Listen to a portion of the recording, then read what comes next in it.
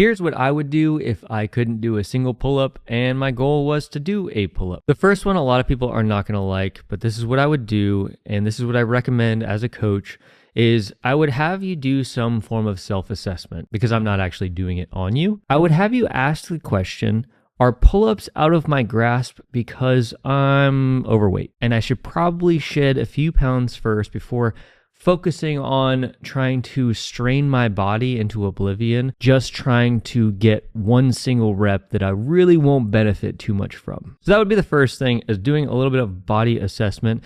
And it's okay if you're a little bit overweight. I would just go and channel your focus into shedding a few pounds first, whether it be doing low impact cardio, walking uphill, stuff like that, to burn some calories and lower that overall body weight. All right, so we've completed the body assessment. We've determined that we are capable of training for a pull-up. The first step in my recommendation would be grabbing some form of lightweight resistance, whether it be lightweight dumbbells or resistance bands, and doing some rowing motions and some grip strength warming up to get your body stimulated before putting a lot of pressure on it to do the rest of the strength training protocol. I would do that warm up for like 5 to 10 minutes. And then I would physically put my hand on a pull-up bar. The reason for that is after your warm-up, you want to do the hardest variations of exercises first, because if you do the accessory stuff first, you're not going to be able to even come close to doing the compound stuff. So start with the harder variations first. And what I would start with is pull-up negatives, where you go all the way to the top of the rep and you hold for a second and then you lower down at a consistent rate.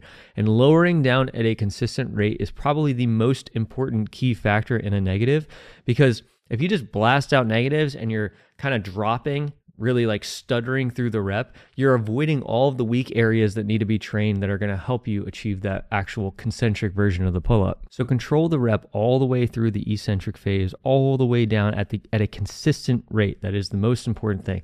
Consistent all the way through. And I know it's hard, so find a rep scheme that's going to work for you to allow you to have that consistent time frame.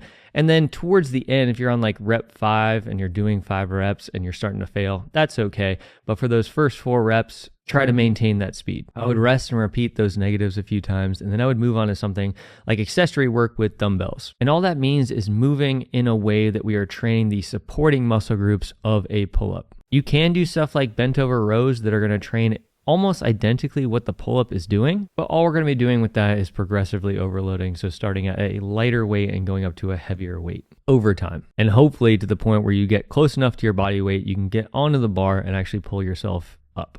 Either way, that's how I would roughly sketch out some sort of programming for somebody who's trying to do a pull-up. I hope that helps.